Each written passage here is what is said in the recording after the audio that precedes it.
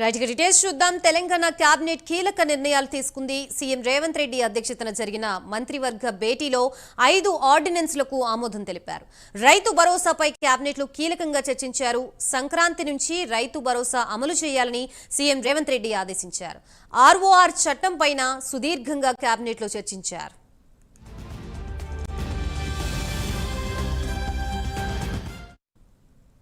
Right, ప్రస్తుతం ఇదే అంశానికి సంబంధించి మనకి పూర్తి అప్డేట్స్ ఇవ్వడానికి మా ప్రతినిధి చందు సిద్ధంగా ఉన్నారు. చందు,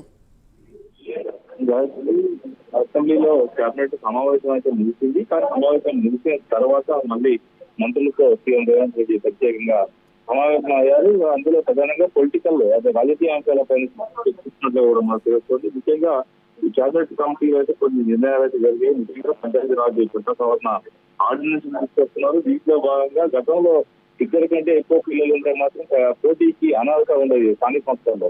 కానీ ఇప్పుడు ఆ నిబంధనలు ఎత్తివేయాలని కూడా నిర్ణయం తీసుకున్నట్టు తెలుస్తుంది. మరోవైపు చూసినట్లయితే ప్రజలకు చట్టానికి సంబంధించి గతంలో 10 సంవత్సరాల వరకు రిజర్వేషన్ కల్పించారు. ఎవరైనా ఎంపీటీసీగా పోటీ అయితే 10 సంవత్సరాలు వాళ్ళే పోటీగా ఉండాల్సిన పరిస్థితి ఉండేది. కానీ దానికి గౌరవిస్తారు 5 సంవత్సరాలకే తీసుకొచ్చే నిర్ణయం కూడా తీసుకోబోతున్నారు. ఇక మరోవైపు స్పోర్ట్స్ యూనివర్సిటీకి సంబంధించిన అంశంపై కూడా తీర్మానాలు చేశారు.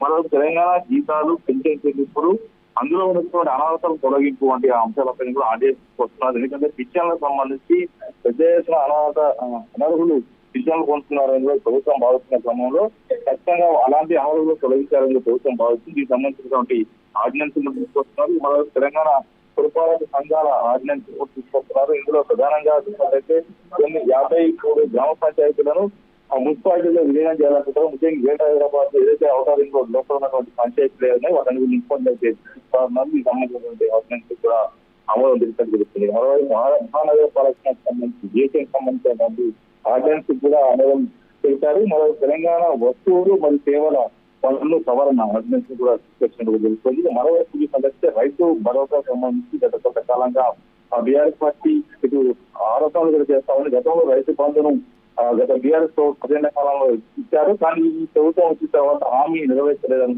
ప్రజలకు తీసుకొస్తున్న క్రమంలో రైతు భరోసాను సంక్రాంతి నుంచి ఇవాళ కేబినెట్ లో నిర్ణయించినట్టు కూడా మనకు తెలుస్తోంది. మరోవైపు చూసినట్లయితే రాజకీయ అంశాలకు సంబంధించి బీఆర్ఎస్ పార్టీ గట్టిగా పోరాడుతుంది. లగేశ్వర్ల అంశం కావచ్చు, వీటన్నిటి రేపు అసెంబ్లీలో మళ్ళీ ఈ అంశంపై పెద్ద ఎత్తున పట్టు కొట్టే అవకాశం కనిపిస్తుంది. నేపథ్యంలో ఏం చేయాలనే దానిపైనే ప్రధాన క్యాబినెట్ లో మీటింగ్ లో చర్చిస్తా ఉన్నారు. మరోవైపు ఈ ఇటీవల ఈ ఫార్ములా ఈ రేస్ కి సంబంధించి ఏదైతే 55 కోట్ల గోల్మాల్ జరిగిందో ఈ గోల్మాల్ సంబంధించినటువంటి అంశంపై ఇప్పటికే గవర్నర్ ఏసీబీకి అనుమతించారనే ప్రచారం జరుగుతున్న నేపథ్యంలో కేటీఆర్ అరెస్టు ఈ వార్తలు వస్తున్న నేపథ్యంలో ఈ అంశం పైన కూడా ఈ యొక్క మంత్రుల సమావేశంలో చర్చకు వచ్చినట్టుగా తెలుస్తోంది. ముఖ్యంగా ఒక ప్రతిపక్షాల అసెంబ్లీలో అధికార పార్టీని టార్గెట్ చేస్తున్న ఈ రోజు పెద్ద